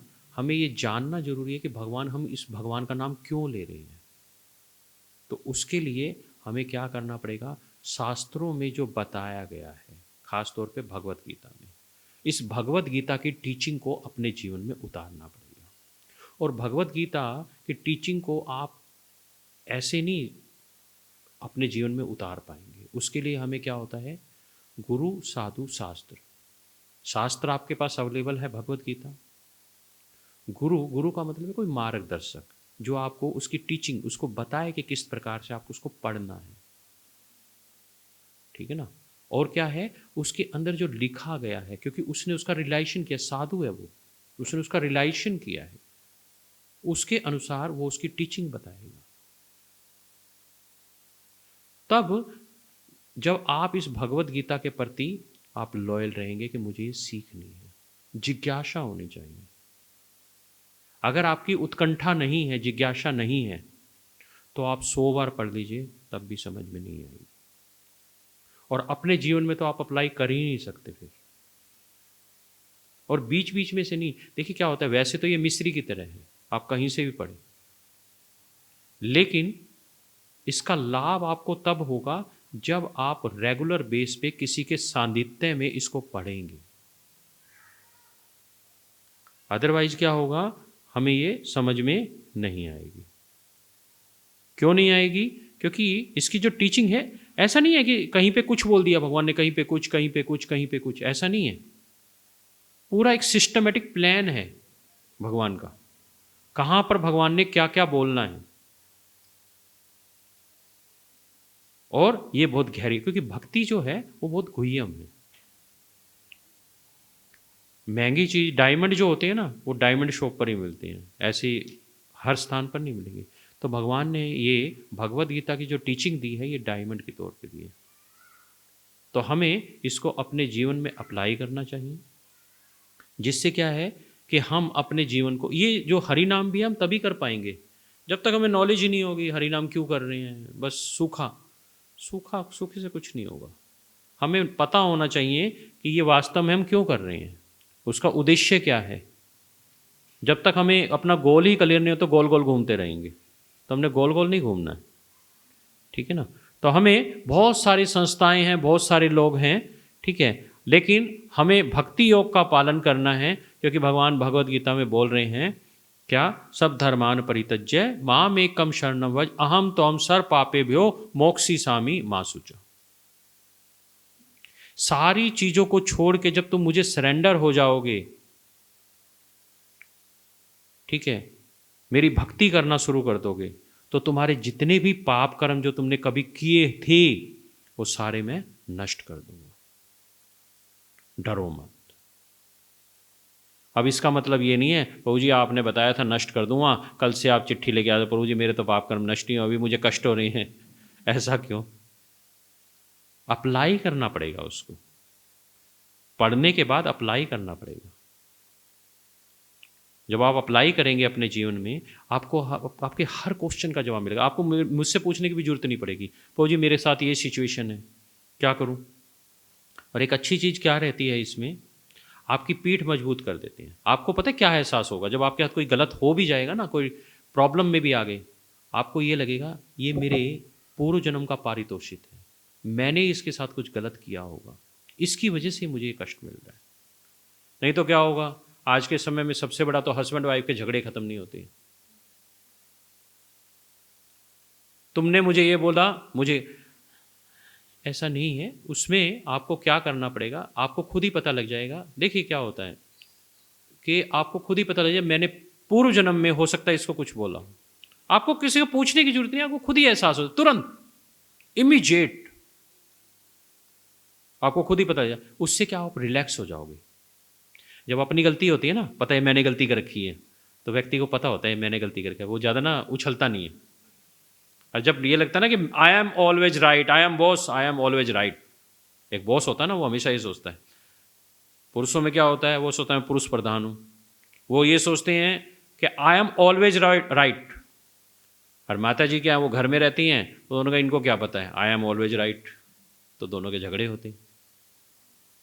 तो हमें अपने जीवन को एक अच्छा आदर्श, जो गृहस्थ है उसको अच्छा आदर्श गृहस्थ अगर बनना है, तो उसके लिए हमें भगवद गीता की टीचिंग बहुत जरूरी है, और बहुत सिस्टमेटिक तरीके से भगवान ने बताया इसमें, ठीक है ना। तो आप उसको सीख सकते हैं। ये सेशन, एक सेशन और रहेगा हमारा, उसके बाद हम एक प्रोग्राम साथ में, आप भक्तों के लिए एक प्रोग्राम ऑर्गेनाइज कर रहे हैं जिसको भक्ति विक्षा का कार्यक्रम बोलते हैं। उस भक्ति विक्षा में 15 से 20 भक्त होते हैं, उसमें पर्सनल प्रीचिंग की जाती है, उसमें बताया जाता है कि आप अपनी प्रॉब्लम से कैसे निकल सकते हैं। उसको ऐसे प्रिपेयर किया जाता है कि भगवद गीता में कहाँ से आप कैसे उसको देख के आप अपने जीवन को सही डायरेक्शन में जा सकते हैं। और क्या है, आपको अपने जीवन का लक्ष्य पता होगा, डेस्टिनेशन क्या है, आपको पता है मुझे मुंबई जाना है और मैं जो है एरोप्लेन चला रही हूँ, तो आपको पता है कि मुझे मुंबई जाना है, तो मुझे इस रास्ते से जाना है। तो आपको मार्गदर्शन करेगा, क्योंकि आप अकेले हो उसमें, प्लेन में कोई नहीं है, सिर्फ आप ही हो। और फिर क्या है, उसके बाद क्या होगा, जो पुरुषार्थ की बात करते हैं ना, भक्ति की बात करेंगे आप, वो आप इस जीवन में भी आनंद में रहेंगे और इस जीवन के बाद भी आप आनंद में रहेंगे। जैसे LIC में कहते हैं ना, यहाँ भी और फिर मृत्यु के बाद भी तो आपको वो बोनस वही मिलेगा। ठीक है, तो हमें इसके लिए प्रयास करना है, भक्ति के लिए। ठीक है, तो हम आज माला करने का तो समय नहीं होगा, माला है। और दूसरा कि हम जैसे भगवान के नामों की माला करते हैं, ठीक है, उसका भी मैं आपको बता देता हूँ उसका कारण क्या है। उसका कारण यही है कि वो इतना पावरफुल है, वो यहाँ की जो ये वाइब्रेशन है वो यहाँ की नहीं है, ये गोलोक वृंदावन से आई है। ये जो हरे कृष्ण महामंत्र हम बोलते हैं, ये मैं ऐसे ही अपने मन से नहीं बोल रहा हूँ, शास्त्रों में बताया गया है। तो जो लोग ना करते थे ना कि हम जप नहीं कर सकते, हमें सारे काम करा लेना, झाड़ू पोछे करा लेना, कुछ करवा लेना हमसे, लेकिन हम जप नहीं करेंगे, आज वो स्कॉलर है जप में, बड़ा अच्छा जप करते हैं और उनका समय नहीं होता है। मैंने कहा थोड़ा समय निकालो, बहुत बिजी शेड्यूल, बॉम्बे में है, बॉम्बे में इतना बिजी शेड्यूल होता है उनका, सुबह 6 साढ़े 6 बजे निकलना होता है, लेकिन उससे पहले वो अपनी माला करके जाते हैं, अपनी साधना को प्रॉपर समय देते हैं। एक चीज़ और मैं आपको दिखाना चाहूँगा, आपकी जिज्ञासा भी रहेगी कि जैसे अभी हम भगवत गीता की बात कर रहे थे, तो भगवत गीता हम किस प्रकार से उसको कराते हैं, किस प्रकार से हमारा शेड्यूल होता है, मैं थोड़ा सा उसको आपका एक ट्रेलर दिखा देता हूँ। भगवत गीता हम लोग तो हम इस प्रकार से आपको पूरा स्लाइड सिस्टम से सिखाते हैं। जैसे पहले पिछले उसका प्रीव्यू दिखाएंगे आपको, पिछले दूसरे अध्याय में भगवान क्या बोल रहे हैं, किस श्लोक में भगवान क्या बोलना चाह रहे हैं। ठीक है ना, जैसे दूसरा अध्याय है, दूसरा अध्याय में 2 नंबर श्लोक से लेकर 10 नंबर श्लोक में क्या है, अर्जुन ये निर्णय नहीं ले पा रहा था कि मैं युद्ध करूं क्या ना करूं। ठीक है ना, उसके बाद फिर भगवान आत्मा के बारे में बताया। अब आपको साइंटिफिक तरीके से बताया जाएगा कि आत्मा के बारे में भगवान ने कहाँ पर बोला है। आप कहते हो अच्छा पढ़ते तो हम भी, पता नहीं लगता, लेकिन आत्मा के बारे में भगवान कहाँ बोल रहे हैं, निर्धारित कर्म वो कहाँ पर बोल रहे हैं, सकाम कर्म, निष्काम कर्म, कौन सा कर्म करना चाहिए, कौन सा कर्म नहीं करना चाहिए, उसके बारे में आपको पता लगेगा। स्थित प्रज्ञ व्यक्ति वो कौन होता है, ठीक है ना, जो भगवान का भक्त होता है उसको स्थित प्रज्ञ। रिएक्शन, जो भी रिएक्शन होते हैं, ठीक है ना, ये हमारा पहले प्रोग्राम होता था, इसी में डाल रखा है। ठीक है ना, तो इस प्रकार से ये पूरा का पूरा आपको, इससे आपको ना बड़ा जल्दी कैचअप होगा, एकदम देखने मात्र से ही आपको ज़्यादा मेहनत नहीं करनी पड़ेगी। आपने इसको देखा, सुना, भगवत गीता में पढ़ा, और जो इम्पोर्टेंट, देखिए क्या होता है, भगवत गीता में 700 श्लोक है, आपको अच्छा 700 श्लोक याद करने पड़ेंगे, नहीं, उसका सार याद करना है, सार के भगवान क्या बोलना चाह रहे हैं। जब हमें ये पता लग जाएगा तो हमें बहुत ईजी हो जाएगा हमारे लिए। और एक एक श्लोक पर चर्चा होगी, ऐसा नहीं है कि श्लोकों पर चर्चा नहीं होगी, हर श्लोक पर चर्चा होगी। ठीक है ना, तो इस प्रकार से आपको जो आगे का जो हमारा कार्यक्रम रहेगा वो इस प्रकार से आपको बताया जाएगा, जिसमें आप अच्छे तरीके से समझ पाएंगे उसको। ठीक है ना, और इनकी टीचिंग्स को आप अपने जीवन में उतार पाएंगे। जैसे आज हम योग का चैप्टर कर रहे थे, ठीक है ना, तो योग में पूरा का पूरा जैसे जो भी योग का क्या सिस्टम होता है, 6ठे अध्याय में भगवान क्या बोल रहे हैं, संन्यास योग, 3 प्रकार के कर्ता हैं, परमात्मा कौन है, आनंद कैसे मिले, एवरीथिंग कंप्लीट आपको, उसमें आपको ज़्यादा वर्क नहीं करना पड़ेगा, उसमें आपको देखने मात्र से ही समझ में आ जाएगा। ठीक है, हरे कृष्णा कृष्णा कृष्णा हरे हरे, हरे राम राम राम हरे हरे।